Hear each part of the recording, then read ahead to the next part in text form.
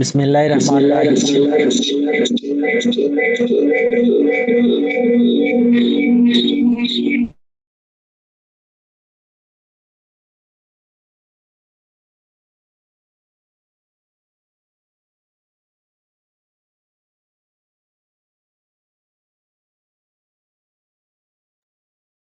बिस्मिल्लाहिर्रहमानिर्रहीम। अस्सलामु अलैकुम वरहमतुल्लाहि वबरकातुहू स्टूडेंट्स।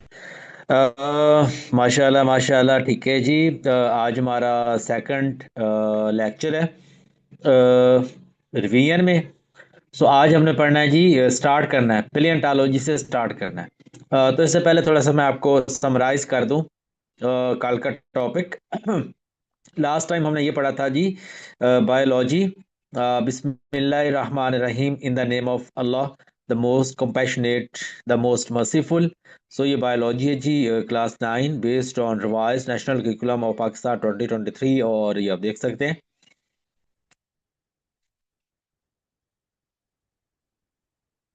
सो ये आपने देखे authors and management, editors, then ये कंटेंट्स हैं। और ये स्टार्ट हुआ तो हमने पढ़ा कि साइंस क्या है, बायोलॉजी क्या है, मेजर फील्ड्स क्या होती हैं, ब्रांचेस क्या होती हैं, सब फील्ड्स क्या होती हैं। तो उसमें हमने पढ़ा था। आज हमने स्टार्ट करना है जी पेलियोंटोलॉजी से। Is the branch of biology that deals with the study of fossils. जब हम पेलियोंटोलॉजी की बात करते हैं तो इसका मतलब होता है कि हम फॉसिल्स को स्टडी कर रहे हैं। फॉसिल्स क्या होते हैं? Remains of extinct animals. ये देखें, ये लिखा हुआ है, fossils are the remains of plants and animals that were preserved in rocks and other geological formations. Fossils क्या होते हैं? प्लांट्स के, एनिमल्स के रिमेन्स होते हैं, जो कि रॉक्स में या जो दूसरे जियोलॉजिकल फॉर्मेशंस होती हैं। अब जियोलॉजिकल फॉर्मेशन से क्या मुराद है? जियोलॉजिकल फॉर्मेशन से मुराद है रॉक तो आ गया है ना। तो इसी तरह हम कह सकते हैं कि ये कोई वो क्या कहते हैं, रॉक में है, या हम कह सकते हैं जी कि किसी वो क्या कहेंगे हम कि उसका कोई इम्प्रेशन आ गया। ये हम बाद में पढ़ेंगे। इम्प्रेशंस होते हैं, रॉक्स में होते हैं और बहुत सारे होते हैं। हमारे पास कोई ना कोई उसकी ना वो क्या कहते हैं, साइन, अलामत बाकी रह जाती है। The oldest known fossil is the cyanobacterium, estimated to be 3.5 billion years old. ये कुरान मजीद की बहुत बड़ी गवाही है। देखें जी, साइंस कहती है 3.5 बिलियन ईयर्स ओल्ड पहले आगाज हुआ था जिंदगी का।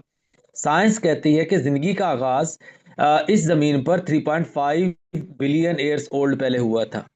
तो अब वो क्या कह रहे हैं? वो कह रहे हैं जी कि क्या कहते हैं, कुल्लु नफ्सिन जायकातुल मौत। तो देख ले, 3.5 ईयर्स ही जो है वो ओल्डेस्ट नोन फॉसिल है, और वो साइनोबैक्टीरियम है। आई थिंक समझ आ गई होगी आप लोगों को। The examination of fossils helps scientists to know the evolutionary history of organisms. ये जो एग्जामिनेशन होता है फॉसिल्स का, तो इससे हमें जानवरों की, ऑर्गेनिजम्स की, जानदारों की एवोल्यूशनरी हिस्ट्री को हम ट्रेस कर सकते हैं। फॉर एग्जांपल, बहुत ही फेमस एग्जांपल है, dinosaur fossils provide evidence of giant reptiles that roamed the earth millions of years ago. Clear? Taxonomy आ जाते हैं जी। Taxonomy is the branch of biology that deals with the classification of organisms into groups on the basis of similarities and differences. Clear? तो branch of biology है जो कि deal करती है क्लासिफिकेशन ऑफ ऑर्गेनिज्म से on the basis of similarities and differences. Classification of organisms helps to organize and understand the diversity of life, identify new species and study evolutionary relationships. So classification की बात करें तो organise करना है, understand करना है किसको? डाइवर्सिटी ऑफ लाइफ को।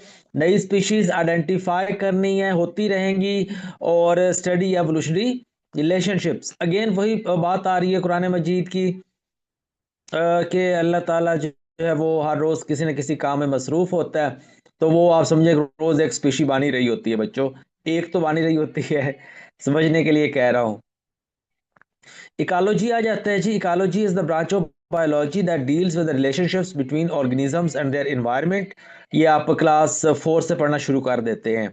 Ecology helps to conserve biodiversity and address environmental problems. Clear? Ecology हमारी हेल्प करती है कि हम बायोडाइवर्सिटी को कंजर्व कर सकें और जो इन्वायरमेंटल प्रॉब्लम्स हैं उनको एड्रेस कर सकें। इकोलॉजिस्ट आ जाते हैं, इनका बहुत ज़्यादा रोल होता है आजकल।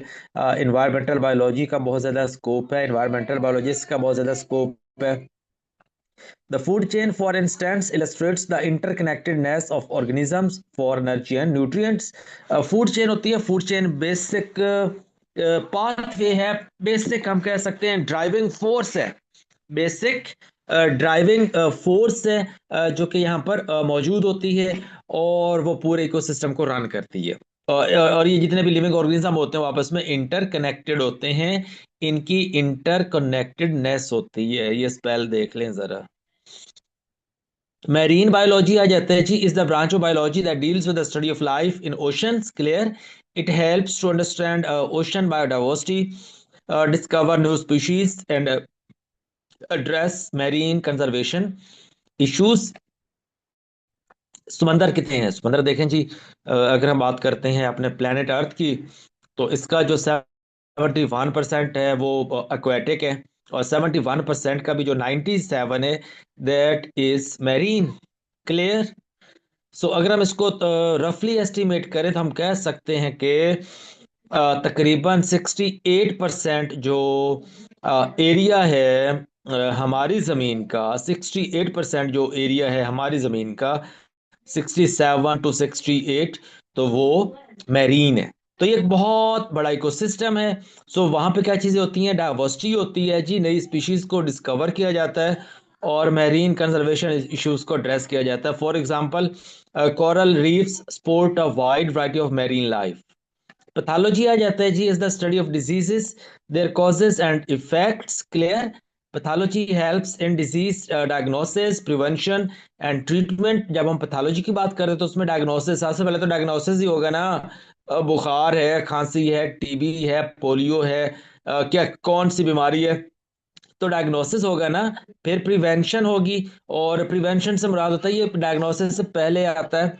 बाद में इसलिए लिखा है कि अब पछताए क्या हो जब चिड़ियां चुग गई खेत, और फिर बाद में उसकी ट्रीटमेंट आ रही होती है, लास्ट स्टेप होता है। For example, pathologist studies how the uncontrolled division and spread of cells causes cancer. Clear?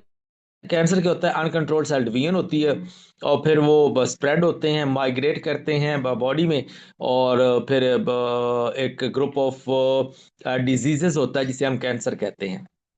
Immunology आ जाता है जी, is the branch in which we study the components of the immune system and their role against diseases. Immunology की जब हम बात करते हैं तो वहां पे कंपोनेंट्स आ जाते हैं इम्यून सिस्टम के, उनके रोल आ जाते हैं, ये बाद में डिटेल में पढ़ेंगे हम। Immunologists study to develop vaccines, treat autoimmune diseases, and improve immune responses to infection.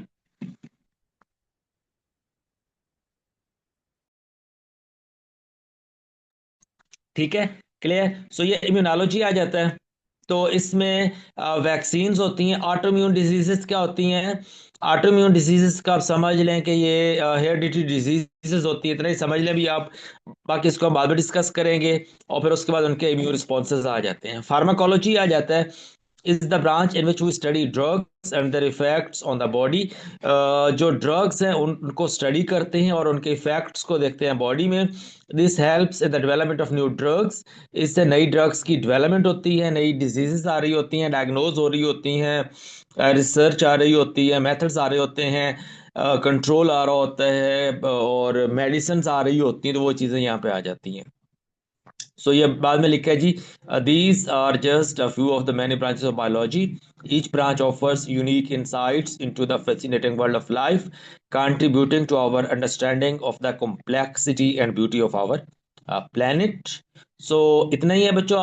अगर आपके क्वेश्चंस हो तो अगेन बता देता हूँ मैं आपको। हमारा व्हाट्सएप नंबर है, मैं लिख देता हूँ।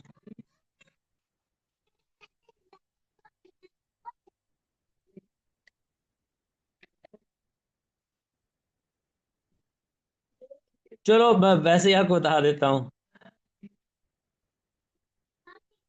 ये व्हाइट बोर्ड आ गया तो मैं यहाँ पे आपको लिख देता हूँ।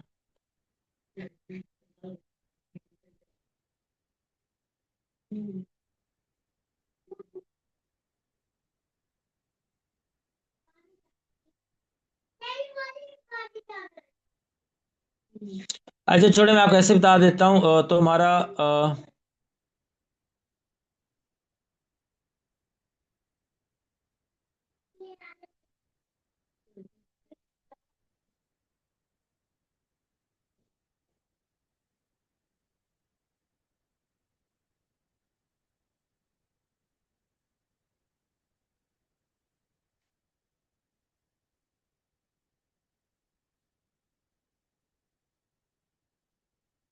अच्छा रहने दे बच्चों, मैं आपको वैसे बता देता हूँ।